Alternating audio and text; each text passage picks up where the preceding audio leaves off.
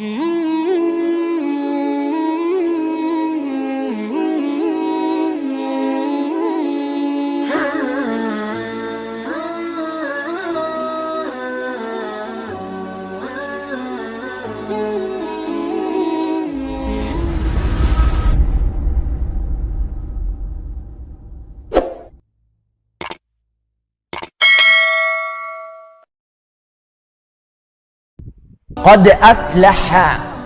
aflaha man zakka. Qad aflaha. Kita ngaji yang betul ya, pakai ilmunya. Man zakka, zakkaha. Ya. Pertama pakai qad. Qad itu kalau di ilmu nahwu namanya harfu tahqiq. Huruf yang menjamin kepastian. Ya, aflah dari kata falah. Ya, falah itu sukses dan bahagia. Kalau Anda buka kamus bahasa Inggris, bahasa Arab, maka falah diterjemahkan success and happiness. Bukan sekedar bahagia, tapi ada suksesnya. Dia ada sukses saja, disebut fauz namanya. Disebutkan derivasinya dalam Al-Quran 29 kali. Ya, ada faiz, ada fauzan, faizah, fauzi, itu sukses. Ya, fauzi, orang yang diharapkan sukses dalam hidupnya. Walaupun belum tentu bahagia. Ada faiz. Kalau bahagia saja, farah namanya. Farah. Orangnya farhan, perempuannya farah. Kalau ada yang namanya farhan, artinya orang yang diharapkan bahagia selama hidupnya. Bahagia, walaupun belum tentu sukses. Nah, Anda pilih mana? Kaya tapi gelisah atau miskin tapi tenang? Miskin tapi tenang. Oke, di antara yang kedua selalu ada alternatif yang ketiga. Kalau bisa kaya dan tenang, sukses dan bahagia, kenapa pilih salah satu dari yang dua tadi? Dan Allah Maha tahu, maka ditawarkan pilihan langsung yang ketiga, namanya falah. Falah itu sukses dan bahagia, kaya dan tenang. Kalau Anda genggam kebahagiaan itu, digenggam sukses itu, dan gak mau dilepas, maka dalam ilmu saraf tambahkan hamzah di depan kalimatnya. Asalnya falah, gini. Falah, gini. Tambahkan hamzah, gini. Kalau tambahan satu huruf muncul di depan kalimat, maka harokat huruf yang pertama dari kalimat asal ini falah, fa, pindah ke sini. A harakatnya, fa. Karena pindah yang ini mati, sukun. Sukun, bulat.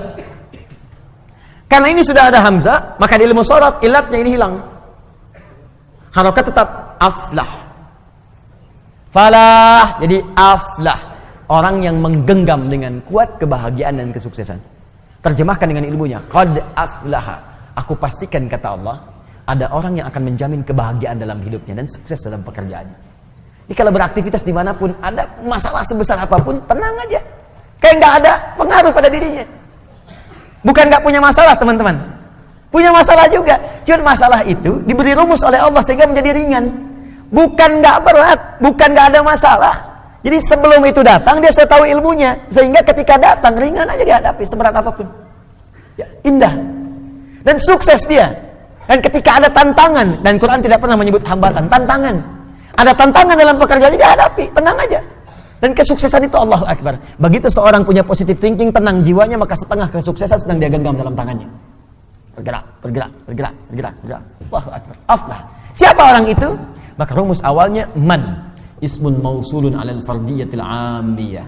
Konjungsi huruf sambung menyambungkan dua hal. Yang pertama dengan yang kedua. Qad aflaha ingin disambungkan dengan zakkah. Disambungkan kadang-kadang menunjuk kepada objek atau subjek sekaligus. Tanpa batas bagi setiap personal. Seakan Allah ingin mengatakan bagi Anda siapapun hamba. Tanpa batas. Laki-lakikah, perempuankah, tuakah, mudakah, kecil, besarkah, kaya, cukupkah. Kalau Anda ingin menggenggam kesuksesan dan kebahagiaan, maka zakkah. Itu bisa Anda raih, modal awalnya zakkah. Haknya kembali kepada nafsu. Zakkah artinya menyucikan. Maka diterjemahkan dalam terjemahan, sungguh akan sukses dan bahagia orang yang mampu menyucikan nafsunya, jiwanya. Baik, kembali ke sini. Kalau nyuci itu dibuang kotorannya atau dibuang pakaiannya, bendanya? Bendanya atau kotorannya? Papa mau nyuci dulu nih, cek, picun ke Citarum. Bukan bendanya, pasti kotorannya kan? Baik, sekarang saya tanya, Ada nggak seseorang mencuci pakaian kalau pakaiannya nggak kotor? Hah? Mustahil. Nggak ada, mustahil Joni ada orang nyuci tapi nggak kotor, mustahil. Nyuci itu dilakukan kalau bendanya kotor. Gelas kotor, cuci. Baju kotor, cuci. Ya, muka kotor, basuh. Basuh. Cuci, ayo bilas dengan rinso tuh muka. Cuci, bersihkan, cuci. Mencuci itu artinya menghilangkan kotorannya, bukan menghilangkan bendanya. Nah sekarang, ini dalam sekali ini bawa ke teori nafsu. Nafsu itu dibuat oleh Allah, bukan ingin menghilangkan jiwanya. Tapi dihadirkan supaya mengangkat yang bersihnya, yang takwanya supaya muncul. Sebab kalau nggak ada kotoran, yang bersih nggak akan nampak. Anda itu kan mencuci supaya nampak bersihnya kan? Kalau kotorannya nggak diciptakan, bagaimana tahu bersihnya? Di mencuci itu bukan menghilangkan bendanya, supaya Anda paham ada bersihnya. Dibuatlah kotor. Kotor itu dibuat bukan ingin menjadikan benda kotor, tapi supaya Anda mendapatkan kebersihan darinya. Begitu cara memahaminya. Maka kata Allah, saya ciptakan nafsu ini bukan ingin membuat kalian itu menjadi banyak masalah.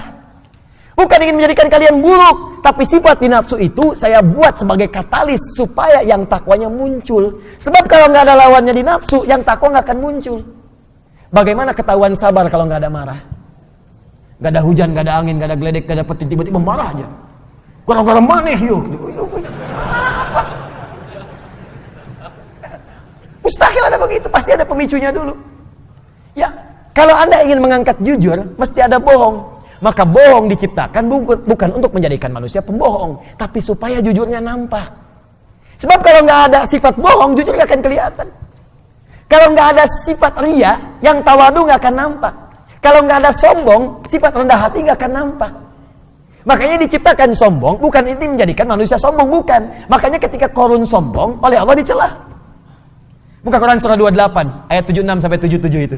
Inna Qaruna kana min qaumi Musa fabagha alaihim. Qarun itu termasuk kaumnya Musa, sombongnya luar biasa. Bagha, sombong dengan harta. Togha, sombong dengan kedudukan. Ingat, indah bahasa Arab itu. Togha, sombong dengan kedudukan. Makanya Fir'aun ketika disebut sombong, kalimatnya pakai togha. Idhab ila fir'auna innahu togha. Tapi Qarun, bagha. Inna Qaruna kana min qaumi Musa fabagha alaihim. Bagha dengan harta.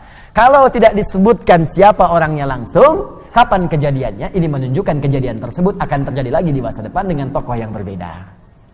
Fir'aun bukan nama asli, tapi gelar yang melekat kepada Raja Mesir. Faraoh, bahasa Arabnya Fir'aun. Ini menunjukkan ada potensi kesombongan jika melekat pada kedudukan. Maka hati-hati. Ada ilmunya, kelola itu supaya tidak sombong. Kalau Anda sombong, kata Allah, telat. Sudah ada Fir'aun sebelumnya.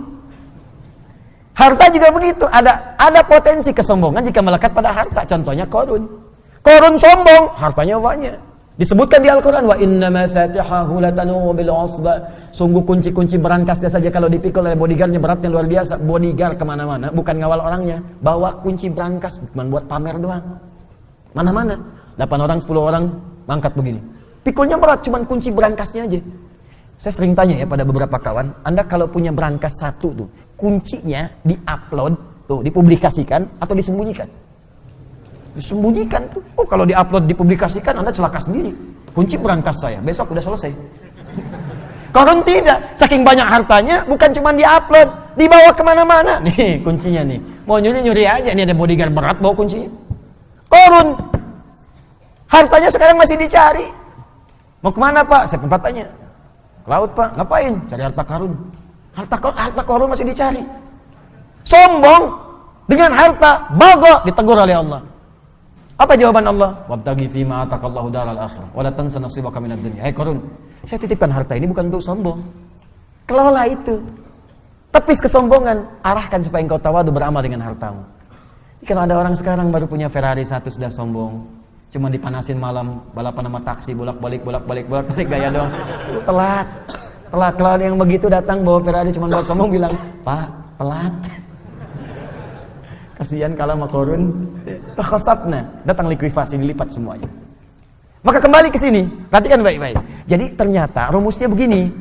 Rumusnya paling cepat seperti nyuci tadi. diciptakan, dibuat yang kotor ini bukan menjadikan diri kita penuh dengan masalah dan supaya berulah, tidak. Tapi supaya menjadi katalis supaya yang baiknya muncul. Ini poinnya. Sebab kalau nggak ada yang ini nggak akan muncul. Dan cara menyikapinya sederhana. Begitu muncul di hadapan kita sifat yang jelek, maka cepat cari lawannya yang baik. Cuci. Cuci itu artinya datangkan yang bersihnya, yang kotornya tutup. Jadi kalau ada teman Anda misalnya marah-marah pada Anda, apa lawan marah? Sabar. Maka ketika dia marah, kita sabar. Itu yang dimaksud dalam ayat Al-Quran, idfa' billati hiya ahsan. Jawab setiap keburukan yang sampai ke kita dengan respon yang lebih baik. Cara melihatnya, supaya kita nggak capek, cara melihatnya kembalikan ke sini. Oh, marah dititipkan pada kawan saya sekarang, bukan untuk menjadikan dia pemarah, tapi supaya Allah mengangkat kesabaran pada diri saya. Bukankah Allah mengatakan, innallaha ma'as sabirin?